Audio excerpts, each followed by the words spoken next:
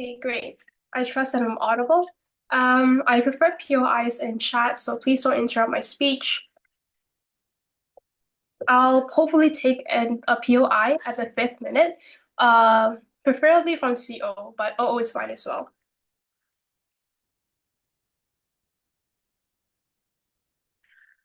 Okay, that I'll begin my speech in three, two, and one. When too many young people it would directly leave their country to go, let's say, towards their further their studies overseas, and then when they come back, they immediately inherit their family's business, or they immediately go into the private sector because they see it as more profitable and more like beneficial to them in terms of their career and stability. It's really bad, especially when it comes at expense of the public sector not being able to have certain reforms or not being able to change in certain ways that will inherently benefit the people on the ground as a whole. I think the context of this is very simple, right? I think it applies it to I think we will establish like we will mandate, let's say, like first 2 years, 3 years for young people especially to be forced into national service, whether it be like military, charity, or civil services. I think anything is fine as long as it falls under the national service umbrella, right? I think the reason why we had to implement this mandate is because we believe that too many people, especially youth, are going to the private sector and avoiding actively the government sector as a whole or public sector as a whole, right? This applies especially to the youth because the public sector has a perception that it's very it doesn't have a good pay, or is very inefficient, or is not going to benefit that much in terms of your CV or resume. It's going to be a very like dire and really boring place to work at.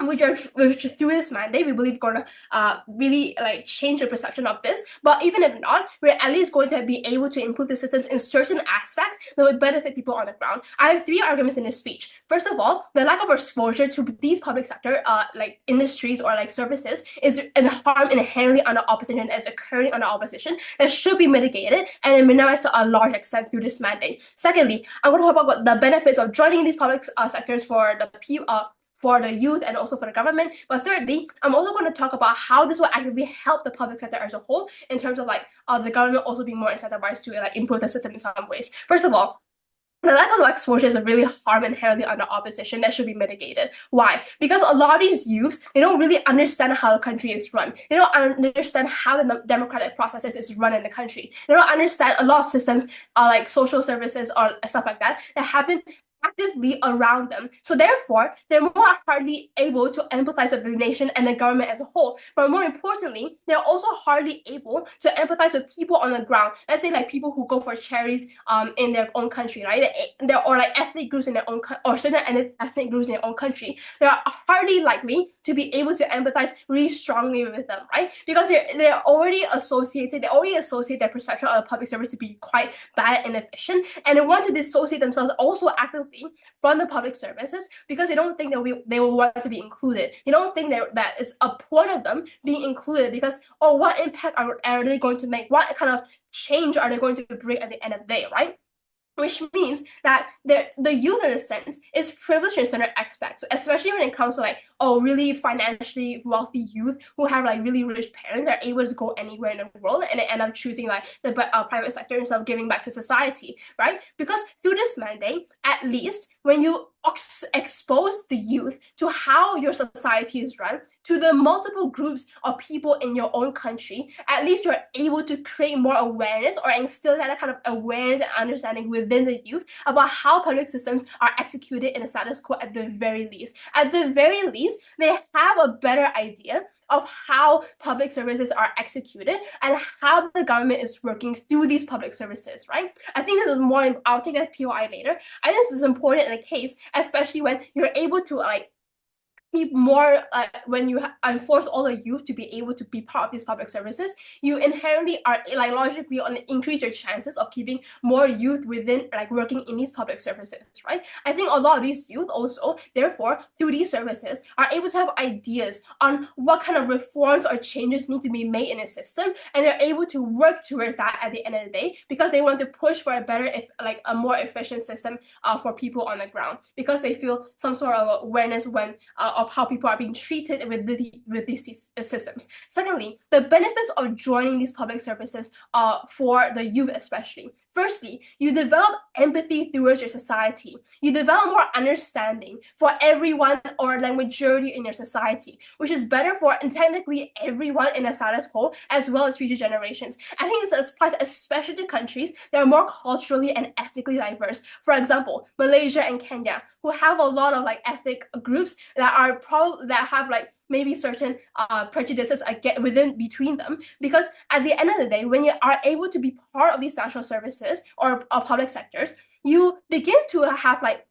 you begin to not really hold prejudices or really negative conceptions about a group of people. You don't enforce stereotypes and microaggressions towards an ethnic group. You are exposed to a wider range of people and how they behave and act. You're able to develop more compassion because it isn't until you get in touch with these people and interact with them on some level through physical interactions. And because it challenges the way you perceive these kind of people. I think it's really important because the youth are like, the future of like status quo as a whole, which means that the youth are able to also employ these kind of perceptions and spread more awareness about these people and probably encourage people to view them in a better light, or they themselves changing the way they perceive these people and changing like their inherent biases about these people and how they should be acting and stuff like that. Before I move on, I'll take CEO. Yeah, there are other methods to educate and develop empathy and understanding. For your model specifically, why must there be compulsion? I think there must be compulsion because a lot of empathy and understanding don't really occur in the status quo, or at least don't really happen at a level that we want to happen. Sure, you can develop understanding and empathy through moral classes in Malaysia, but it doesn't really mean that you are actually getting in touch with these people at the end of the day. Even though you are going to a public school, there's still going to be there's Malays and Chinese people are still going to be separated on some levels. It doesn't mean that even if it means that you're able to develop understanding and education through understanding through education, I think it's better you develop more empathy and understanding through compulsion instead, right? Because at the very least you get in touch with these people. I think lastly, developing the public sector, because the government has more incentive to do so because they want to appeal to younger voters. There's more incentive to fix the system on top of the youth trying to reform the system themselves. It's because there's more scrutiny from the younger generation as a whole. And I think it's really on net that the government is able to also recruit skilled laborers as a whole, because all the youth will have to be part of the system in some way or shape or form at the end of the day. With that, I'm very proud to propose. Thank you. All right, we thank the Prime Minister for that speech. We now call on the Leader of Opposition. Here.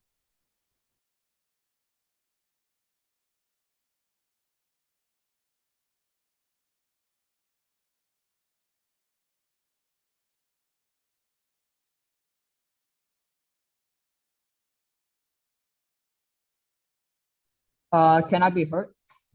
Yep, you are. Okay. Starting my speech in 3, 2, 1. The principle of our debate today is that forcing people to do things creates more of a resentment towards your country than empathy and understanding towards people within your country. And before I'd like to move on to my substantives, I would like to direct some rebuttals towards the opening government. So they say that this this national service is going to be used for 2 to 3 years. And we think that this is not a good thing, because although they said that this is going to encourage empathy and understanding, I think if you were forced by the government to enter into a public sector when you had daddy's money waiting for you overseas, you're not going to be able to create some empathy or understanding. You're going to be creating a sense of resentment and hate at all the lost opportunities that you experience. And we think this is a bad thing, because at the end of the day, when you are being forced to do something, you won't be able to do it well. And especially since you have a safety net waiting for you, you're not incentivized to do these public services well. So you might end up reducing the efficiency of the system, and thus the perception of these public services aren't going to improve at all, especially if you have these kind of people who are not incentivized to do this, being forced into public services. And another point that I'd like to rebut to is that they said that national services are going to be able to make you more empathetic to people. But I think that inherently, if you work as if you work as something like a cop or in the military, for example, you tend not to develop empathy for things because, especially as a policeman, you are more likely to be more susceptible to racist stereotypes and things like that, such as in Malaysia, where people target Indians, where police target Indians, or in America especially, where police tend to target Black people. In the military, you are being forced to basically kill or like dehumanize people overseas, especially in the case of places like America. And I don't think that is a basis for you to understand, create empathy or understanding. And we think that this narrative is false. And another point that I like to say is that if you are racist in school, as like as the prime minister has stated, then I don't think that being forced to do civil services and face the public is going to make you any less racist. It's probably going to make you more racist, actually, because you're being forced to interact with these people every day and you're building a resentment. So moving on to my arguments. So my first point is that we think that we should be fostering a true patriotism or an incentive for people to work in the public sector instead of forcing people to work in the public sector. What the prime minister said is that basically people have a poor view on it, and basically making people participate will open their world and open their eyes to what the public service really is like. We think that this is wrong because of the reasons that we said earlier, such as this builds a resentment, because taking 2 and 3 years away from being able to develop your career in order to serve a government you might not even like in the first place is not a good place for improving your CV, especially if it's something that is not going to be related to your career in the future. And we think that in order to create more participation in the public sector, we should actually just incentivize people. But what does this look like? So assuming that we have all the resources to do so, we could send more funding towards public resources such as hospitals or like military and military firefighting, things like that. We could put up campaigns in schools and make it more accessible to be able to join these, subsidize like nursing courses and things like that. That's what fostering incentive for people to join the public sector looks like. And like evidence of this can be shown when you have incentive is when in America, military, a lot of people join the military, like either out of wanting of patriotism for their country or serving in the military gets you free university. We think that these are more of a good incentive because people tend to be able to do their job well, because you don't want to be kicked out of the military because you want a free education, right? But if you're being forced to do this for 2 to 3 years, then you tend not to be doing your jobs well, because just in 2 and 3 years to be out anyway, right? And you won't be able to get a reward or anything like that. So we think that under our model, people are less likely to resent the country, because even if you are not patriotic and you want to leave the country, we give you the ability to, instead of trapping you for 2 to 3 years, and you'll be less likely to like resent the country. And even if you are on the fence, right, like if you are being forced to work for your government for 2 to 3 years, you're most likely to just leave your country after a while, right? So we don't have this kind of problem in our country, because even if people leave the country, at least they don't have the experience of being forced to do a job they don't want. So they're more likely to come back and work for the country instead of just leaving and settling in another country, right? So we think that this is a main point, and we think that so my second argument is that basically people are going to do the job more poorly, especially, and I already mentioned this, but when people do not want to do the job, then they become really lazy and they end up half-assing the job basically. So this is going to waste resources, especially because when you make the whole country have to do national service, then of course you need to allocate more time and resources, right? So wasting these resources on people who don't want to be in the job are basically going to just waste resources, basically, which can be used on other things, as I mentioned before. Things such as improving the perception of national service through things such as like subsidizing education for it, or like improving campaigns and things like that, right? So basically, when you force people to do national service and they don't want to do it, and they end up not taking the necessary precautions to do things like that, then you end up having people who don't follow safety properly, and they end up getting hurt. And that's going to cost more resources as well, and things like that, because people are not willing to participate and they end up not being able to follow rules properly or things like that. So we have people getting hurt, and in the worst case scenario, and in the best case scenario, people are going to just end up resenting the country, right? So what have we told you today? We have told you that we think that we should be increasing the incentive of people joining the national sector on their own free will instead of people being forced, because we think that this is going to increase efficiency because people aren't going to be half-assing these jobs and they won't be resentful of the government. And we think that this will inherently increase more participation in the public sector and in national service, public sector, because it's for the government. And we think that just by doing that, more people are going to do the job well. And with that, I've never been proud to propose here, oppose. All right, we thank the leader of opposition for that speech. We now call on the Deputy Prime Minister. Here. All right, great. PY's in the chat. I'll take one.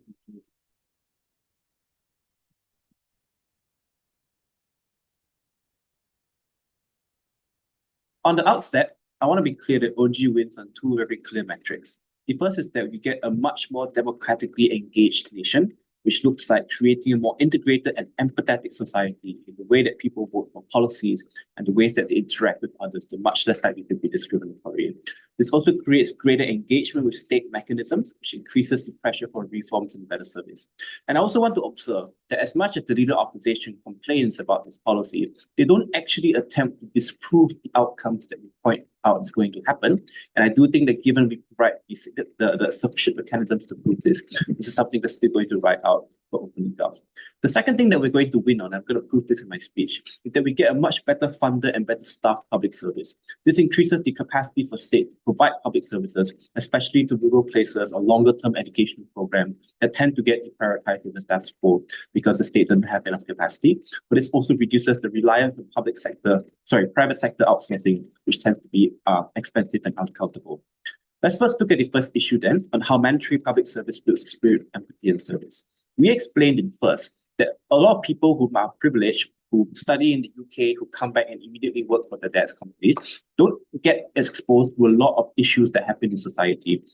So because they have their own private cars and private drivers, they never understand the issues of public transport and like the problems of like traffic jam and why public transport is better. Because they never interact with the poor community, they don't understand the issues of education and why the lack of education is like tantamount because of all the other problems that go into the cycle of poverty. And these are the same people, by the way, that say, oh, I made it from the ground up. These poor people should also pull themselves out by their bootstraps because they don't have the empathy and the understanding of what these people are going through.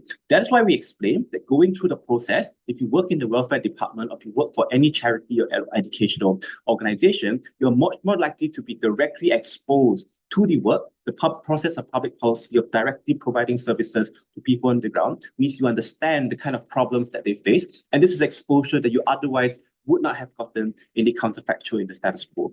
We explained that exposure to this process creates awareness and understanding of the social issues, even if they do nothing about it. The fact that they know that these issues exist is a win for OG. But second, the exposure to public policy and how it affects social issues is much more likely to involve them and get these youth to be engaged in democratic processes in the later jobs and the later parts of their life.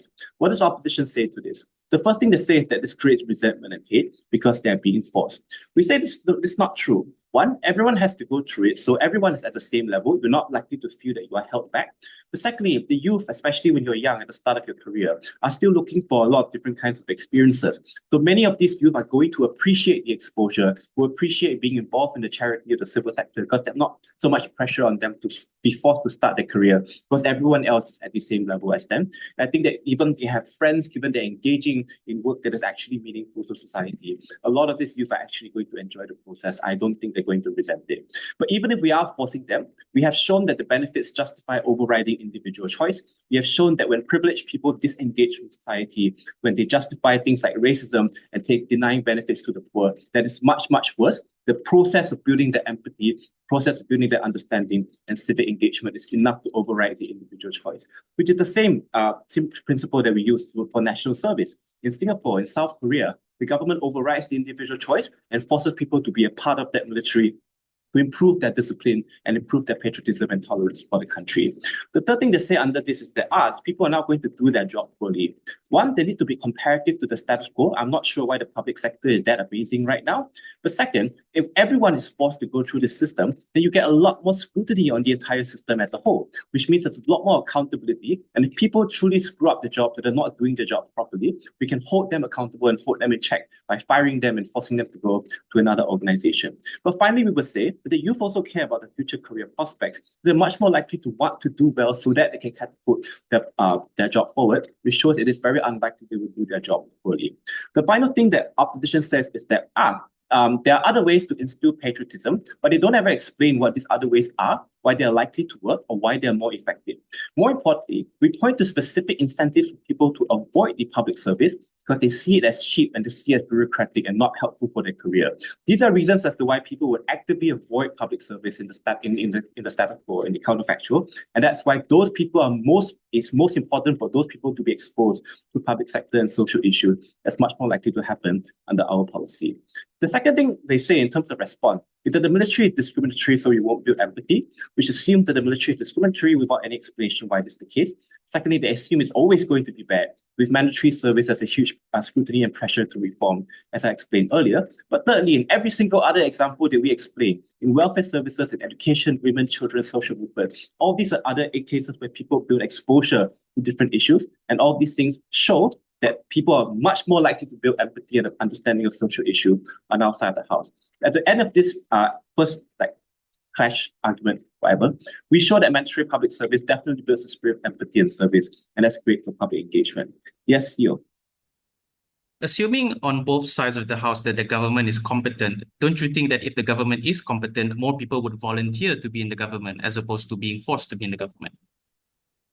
So if the government is competent, more people will volunteer. I mean, we point to specific incentives, like the private sector tends to pay more, right? People tend to view the government as less talented, less skills, for example. So these are incentives for people not to want to join the public service. And anyway, even if some people volunteer on your side, everyone is forced to do it on our side. And that is still a comparative win for us.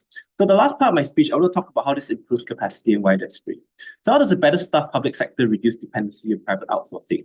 I've already drawn the comparative as to why some people will not choose the public sector in the status quo, and why this means that everyone is forced to go through this public sector survey. The first benefit of this is that the public sector gets a huge labor boost, especially among the youth who is young, who's energetic, and is willing to try and innovate and do a lot more things. This means that there's a lot more incentives for these public services, as local municipal councils especially, to run all the programs that they previously did not have capacity to do, which tend to look like going up to rural places and running educational programs, or focusing on more long-term things that political leaders tend to deprioritize because they have to focus on the immediate political incentives. All these things mean that you get a much better staffed public service, and that's a good thing overall. But secondly, when the public service tends to lack capacity to conduct programs, the temptation for local leaders to outsource it to private companies, because they have incentive to be seen as doing good, and incentive for private consultants to make money. There's incentive to lobby states for their kind of services to be provided. There's very little accountability for these kind of private consultants. They charge a lot of money, they don't provide quality of services, and reduce capacity of states to do things that actually matter. For all those things, we're very proud.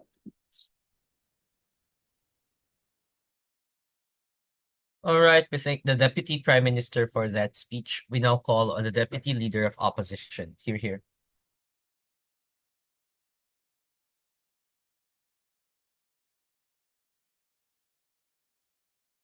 Oh, am I audible? Yes, you are. Okay, thank you. I'll take my POIs verbally. Thank you. I'll begin my speech in 3, 2, 1. Mr. Speaker, so far the main contention in today's debate, right, is that no one, especially the youth, is joining the public sector because of a slight opening government said is the poor pay and the bad career prospects, and that just the private sector pays more, and it just seems way better to go into the private sector than to go into the public sector, right?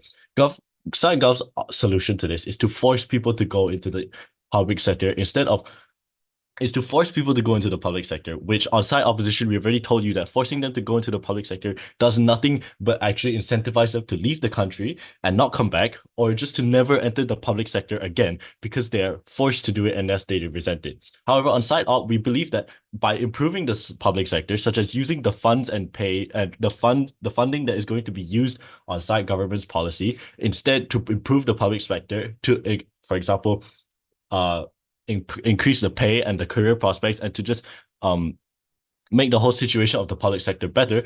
uh, we think that this solution is way better than side government's solution of forcing people into the workforce. Now, okay, so side government has not contended with any of our with our key point that forcing people to enter the public sector does nothing but cause them to resent the public sector, resent the government. It destroys patriotism and destroys your love for your country. So destroys your image of the public sector, because if the public sector is already bad enough, forcing people into a bad environment just makes you resent it even more. If they already know that the public sector is a bad sector to go into, bad jobs, bad pay, and then you force them to go into it, their perception of the public sector will just decrease and decline even more, right? This does nothing to improve the public sector like they say they would. They say that there will be more scrutiny towards the public sector, that when they come out and they become when they come back, or when they study and they come out, and then they're gonna come back as politicians and they care more about the public sector, right? This does nothing. This is only their best case scenario, ladies and gentlemen. We are not looking at their worst case scenario, where the worst case scenario is that all of the bright youth of the country waste their best years doing national service, because they said 2 to 3 years. So like when they're 17, 18, 19, when they could be in college and uni, they're wasting their years away in national service, which they hate, which they will gain nothing from, because they are resentful of their jobs and they are not trying properly. And then they end up just leaving the country and then working somewhere else internationally and never coming back. This does nothing but this is their worst case scenario, ladies and gentlemen. This isn't even the worst case scenario. This is just what will happen anyways. You can look towards countries like Malaysia, where they have talked about bringing back national service for 2007 2007 kids and up, right? People are already talking about wanting to leave. People are talking about, oh, it's a bad policy, right? National service as a whole is just general, especially in countries where national service is done very badly, especially in countries where the public sector is bad. It will do nothing but incentivize people to leave the country and to not come back. This does like drains the country of all of their bright youth and their future economists and their future driving opportunities of the country, right?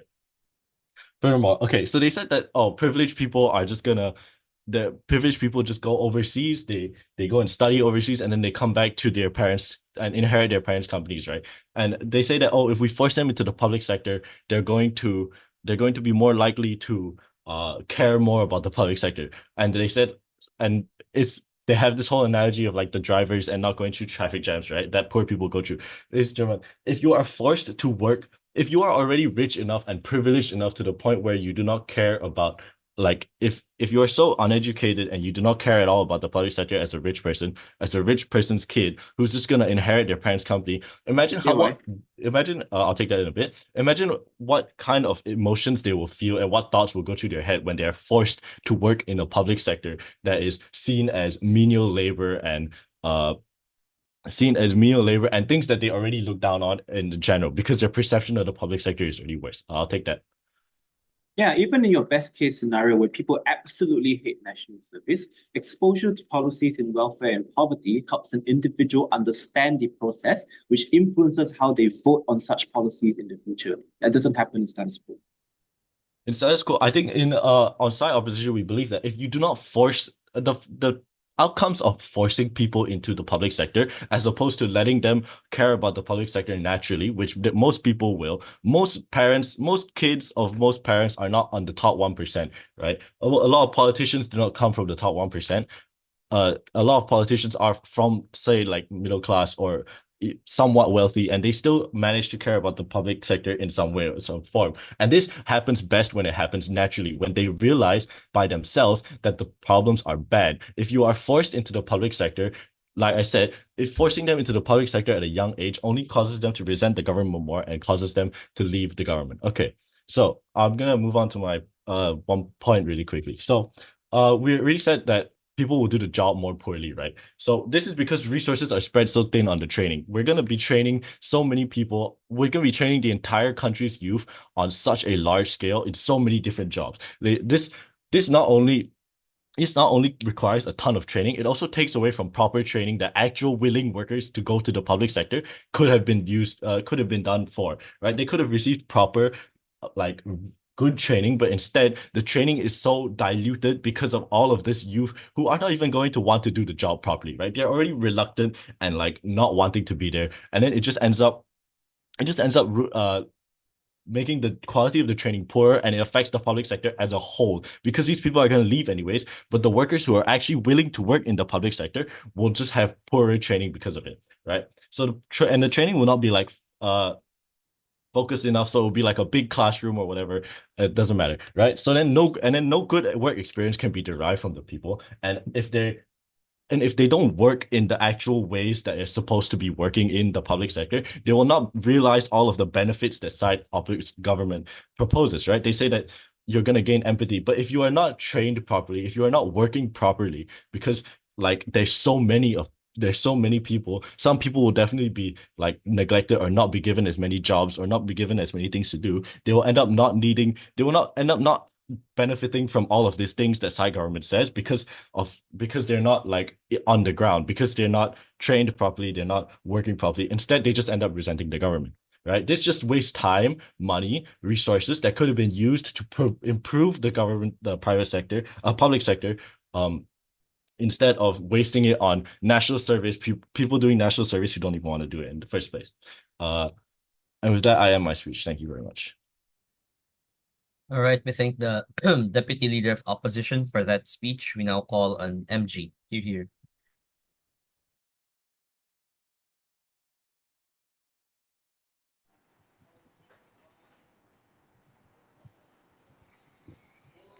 Okay, give me 1 second.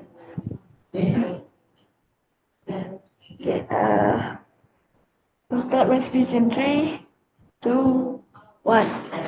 Panel, the motion we are going to be discussing today is this House would mandate all citizens to undergo a period of national service, including but not limited to military, charity, and civil service.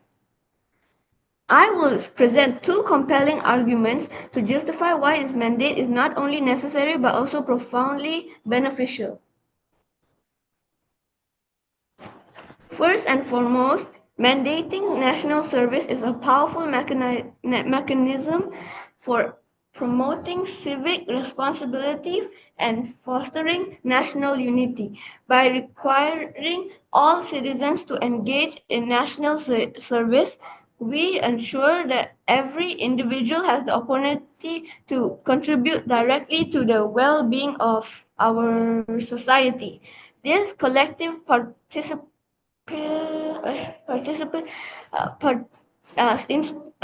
gives a deep sense of duty and commitment to the common good.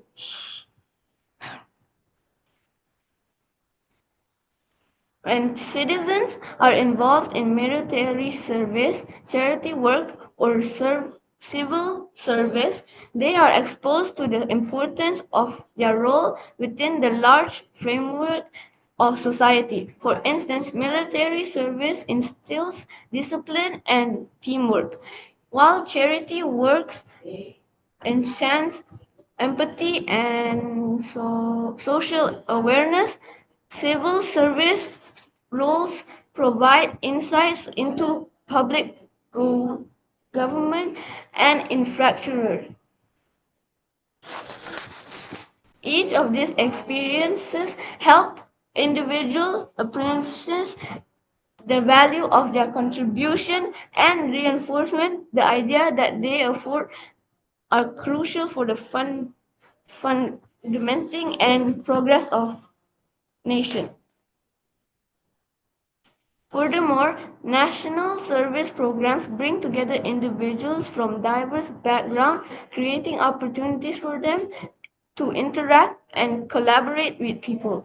This shared experience bridges social, economic, and cultural divides, fostering a sense of national cooperation. In a world which social help is prevalent, the unifying force of national service cannot be overstated. By working alongside fellow citizens, individuals build relationships and understanding that transcend differences and leading to a more united society. In conclusion, mandating national service is a policy that offers profound benefits for both individual and society. It promotes civic responsibility and national unity while providing invaluable opportunities for personal and professional development. By adopting this motion, we commit to a future where every citizen plays a vital role in shaping a better, more cohesive society. We urge you to support this motion and recognize the transformative impact of national service. Thank you. All right, we thank the member of government for that speech. We now call on the member of opposition. Here. All right, am I loud and audible? Can you guys hear me? Yes, you are. All right, okay, just give me a minute. I need to organize my notes. All right.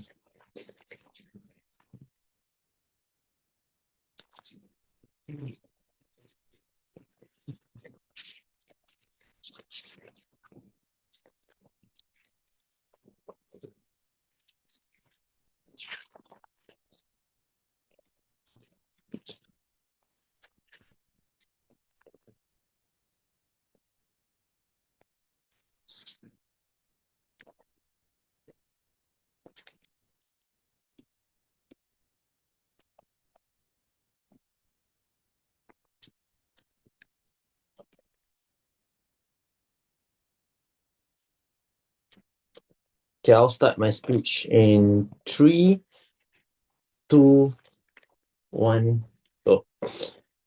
Panel, the problem with sites opening government and also closing off government is that they want to pump up a public sector that is actually incompetent in the first place, fully knowing that the sacrifice that they're willing to make is those people, those middle class people that actually understands how to empathize.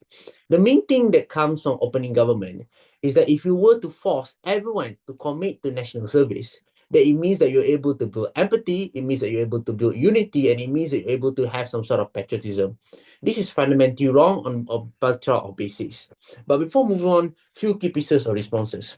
First is let's take a look about comparative, right?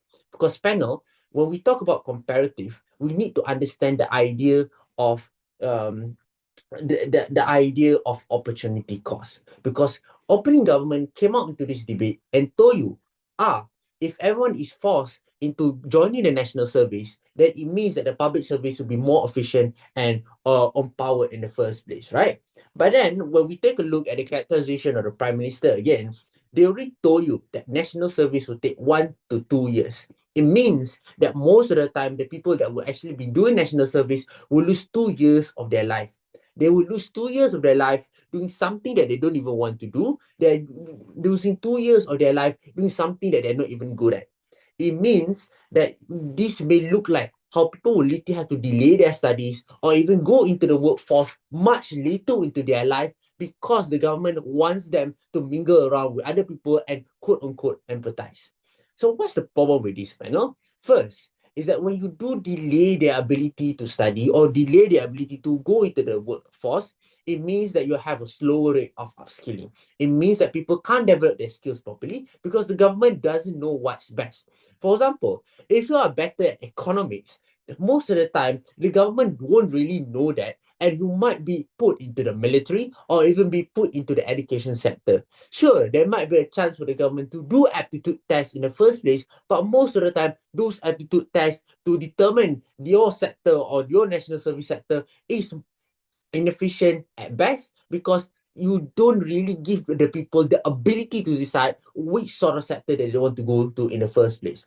But when you take a look from another perspective, right, I think the side government is merely looking at this debate from the perspective of those very few privileged individuals. So then let's put everything into context. Panel, a majority of people in a country will always be people that comes from the middle class or even under the privilege or even underprivileged background.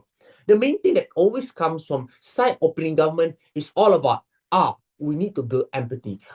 Those people are very privileged. They don't go through public transportation like all those other people.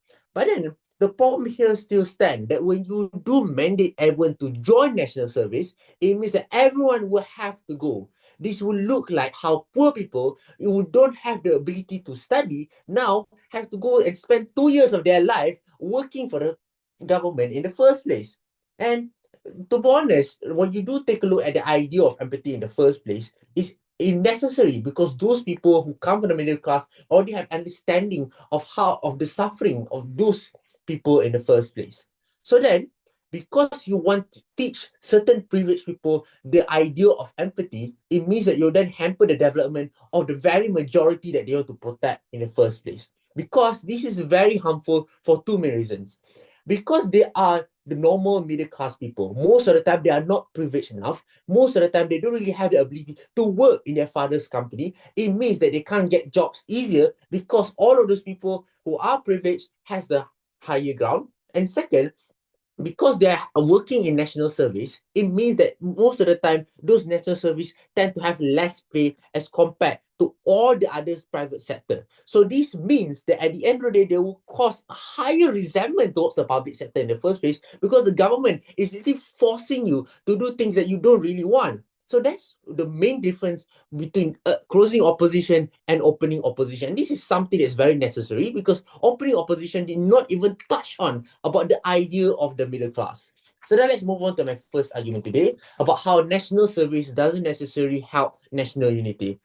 First framing here, panel. One of the main benefits that proponents of national service push is how it is able to help with national unity or build social cohesion, especially when it involves individuals that come from different backgrounds, economic, political, or racial background.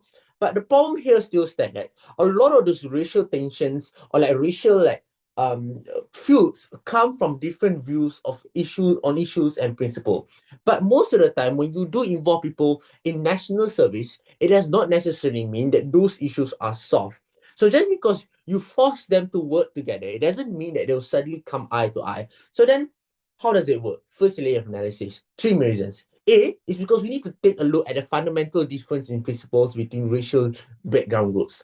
Most of the time, right, people often have different views on the things that they hold dear, and things that they can't really compromise on, right? This may look like how the Malays in Malaysia literally have a love for Malay supremacy or like Malay Bumiputra rights. Or how in the US, African Americans tend to love affirmative action as compared to white people because they view that affirmative action is something that is necessary for the betterment of their own race.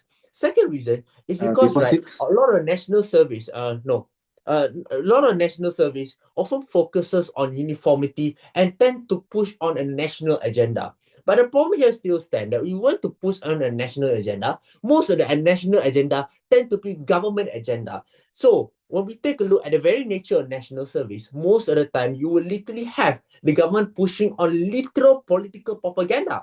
For example, if you go into the military, they will always teach you classes about patriotism, teach you classes about the values. And this is when the government had the ability to brainwash millions of those young children to literally support them in the first place. When you take a look at the model of the old national service in Malaysia, there's literally a lot of module that tells you to love one Malaysia, that tells you to love the government. And this is something that is very harmful on a plethora basis. And it leads to my second analysis about how it will just cause infighting in national service. It will cause tribalism because you don't really face the common underlying issue that causes all the racial tensions in the first place.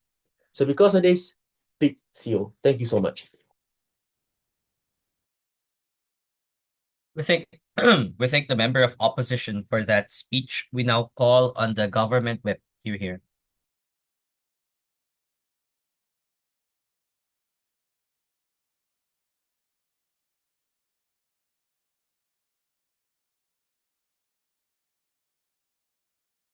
Where's the same? Where's the same?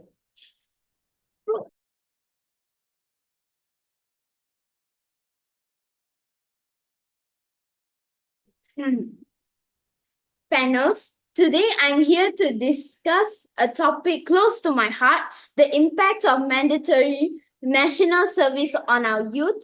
I believe this policy holds tremendous promise for our younger generation, and I want to share how it can positively shape their lives.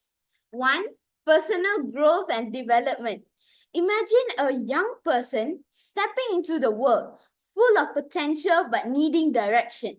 National service offers this direction by providing a structured environment where young people can develop crucial life skills.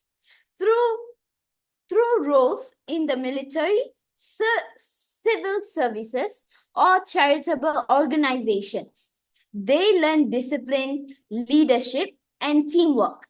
These aren't just abstract experience concepts. They become part of their daily lives. This hands-on experience helps them to grow into confident, capable adults who are ready to tackle the challenges of their future careers and personal lives. Two, career skills and opportunities. Consider a high school graduate unsure about their next step. National service provides a unique opportunity to gain practical experience and explore different fields. Whether they're working in firefighting, policing, or community outreach, they acquire valuable skills and build a resume that stands out. This experience often sparks new interest and career paths, giving them a clearer sense of direction and enhancing their job prospects. POI. Reject. It's more than just a temporary job. It's a stepping stone to a brighter future. Three, building a civic responsibility. National service is about more than just individual growth. It's also about building a sense of community and responsibility. Young people learn the value of contributing to the greater good, gaining a profound appreciation for their role in society. They see firsthand how their efforts impact others, fostering a deeper sense of civic duty. This experience turned them into engaged and responsible citizens who are more likely to continue and contributing to their communities throughout their lives. Four, fostering social integration. Imagine a group of young people from various backgrounds coming together to work towards a common goal. National service brings together individuals from different regions, cultures, and walks of life. This diversity enriches their experience, helping them build connections and friendships with people they might never have met otherwise. It breaks down barriers and builds mutual respect, creating a stronger, more unified society. 5. Emotional and mental resilience. National service can also be a period of significant personal growth.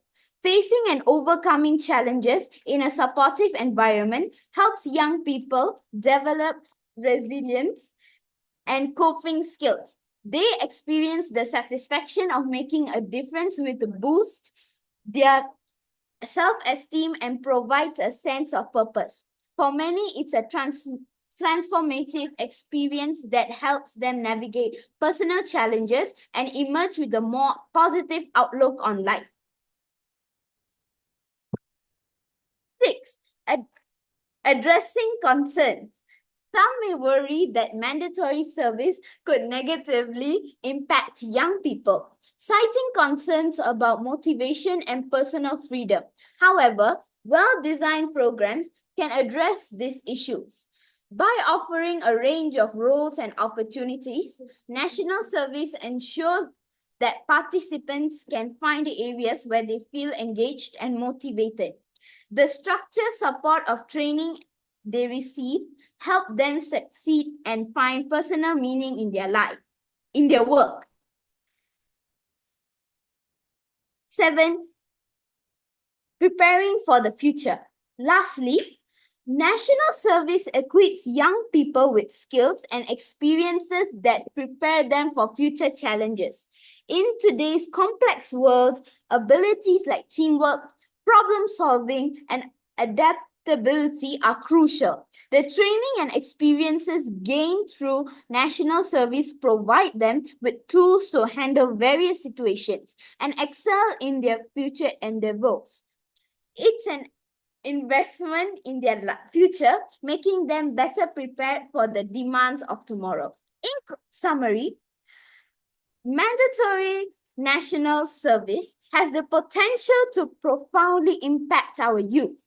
It offers personal growth, career development, and a sense of civic responsibility. It fosters a social integration, builds emotional resilience, and prepares young people for the future. While the opposition's concerns are understandable, they do not outweigh the substantial benefits.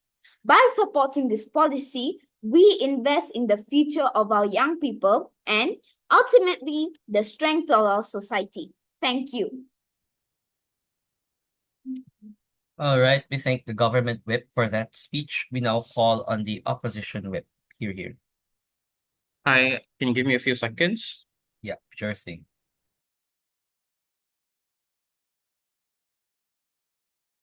All right.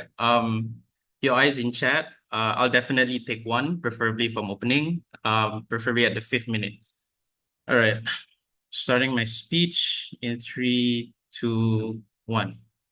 Okay, panel.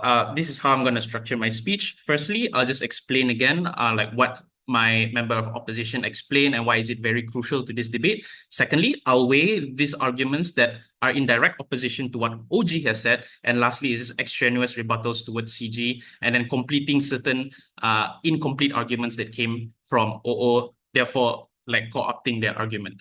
So first things first, I think the important things that my member has mentioned is number one, why voluntary national service is much better than compulsory national service. And I would like to extend this for 3 main reasons, right? Number one, people who voluntarily sign up are intrinsically motivated to change the government for the better. These people want to make a difference, and one person who is intrinsically motivated will do more work than 10 people who just happen to be there in OG's world.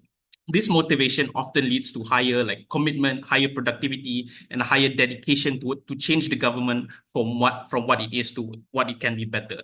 Secondly, is just the quality of work, because volunteers are often more passionate and therefore leading more inspired to be leaders and having the desire to make actual change and provide actual impacts for governments, either through incentives or just improving, rooting out corruption, or just improving the environment that government workers work in. These people have I think already the number one, the motivation and the will to do it. Therefore, they're 10 times more likely to succeed in their goals as opposed to people who just forced and compelled to be within national service.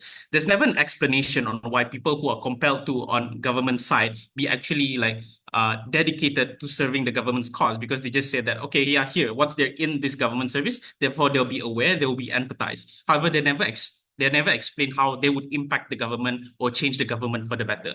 And thirdly, we can still do this without infringing on their individual freedom. We highlight the autonomy here, where individuals get to choose whether or not to participate in this national service. I think resentment has been covered over and over again. But the second thing I would like to explain is sometimes people want to do other things. There's an assumption here in this debate that it's all the way to whip, is that people want to work, but it's not necessarily the case. Most people would probably want to take time off. They want to do vacation. Maybe they want to start their own private company, or maybe they want to continue tertiary education. I think this autonomy in and of itself already outweighed the compulsion coming from OG. The second thing we highlighted is that there is an extensive opportunity cost. Yeah, sure that OG said that if it is applied in their world, it will be applied to everyone. Therefore, it would be equal, right? It will be symmetrical. However, we have to note that they never explain whether the time in this national service will be something very fruitful, right? They just claim that it would be very beneficial. However, they never prove the probability of people who would enjoy it and people who would not learn anything from it and walk away resenting the government. Thirdly, we told you that the effectiveness of the purpose of national service is often undercutted by extraneous factors, where most of the problems that exist in a current country or in a current government cannot be washed away just simply adding people to the government. For example, if a privileged person has a racist family or they have irreconcilable class, political, or religious difference with the government, there's no way they would ever actually gel with the government and most likely not even work in the government in the first place. Therefore, inserting them into a place that they don't want to be would just inspire more conflict and just highlights the division that already happens within a particular country. And then lastly, I think we already highlighted the political exploitation that may happen from national service programs, which can be used for political purposes in order to promote your government as looking better than what it is before, or serving some sort of agenda or indoctrinating certain people with political ends. So how do we weigh with OG in this particular case? What did they mention? They mentioned that adding people to the public sector is something that is good, and we have to discourage people from entering the private sector. First layer of rebuttal. Why is it wrong for people to work in the public sector when if the public sector is really good, that for them to pursue more wealth and more comfort in life, assuming that private sector is good? Secondly, assuming that the public sector is already competent, let's assume that the government is competent, then more people would volunteer to be in the government because government positions are lucrative and people respect the government. So therefore, the only reason why you would want to enter national service is to teach people that the government can be better, because if the government is already good, more people would volunteer anyway. Secondly, in terms of empathy, it's quite odd that OG's subset of people is just privileged people or people who emigrated out of the country, because these people are most likely not to return or most likely can get away from national service because they have certain connections, or they can just not be exempted from it in the first place. But more importantly, if you are compelling everyone to be in national service, then like what my member said, people in the middle class and lower class already know the struggles of everyday people, right? But before I move on, I'll take up your IOG. Yeah, so in places like Singapore and South Korea that has mandatory military service, it overrides individual autonomy for the social good. Even if people resent this, they do bad work, they fight with others, etc., it still exposes them to specific social issues, which guides their future choices, which doesn't happen in status quo, despite whatever experiences they have, which you still haven't weighed out yet. Correct. So the response to that is there are other methods to make people engage more with the current problems that happens in the government, right? Things like content creators, things like social medias. And it's not just private people who can do this. Governments can do this. Governments can utilize social media and any other mass media to reach out to these people. They can make government policies where they outreach certain people who are not familiar with the government to teach them. I fail to see why national service is the only exclusive way to teach people about certain issues within the country. Second thing, about how what OG said about better funded and skilled government staff. There's not much explanation to this, but in short, it's very hard to get people to work and stay in the government on the logic that if the public sector is good, more people would chase for this particular public sector. But if the private sector is better, I fail to see why there is a compulsion to force them out of the private sector when they have the determination of autonomy to choose whether or not to work in that private sector. Lastly, to counter CG, I think they just mentioned just generic good stuff that could happen, that potentially could happen within national service, but they never explained the logical links as to why. But we on side of closing opposition completed what opening opposition failed to do, and therefore we take this debate. Thank you. All right, we thank the opposition whip for that speech, and that ends the debate. So debaters,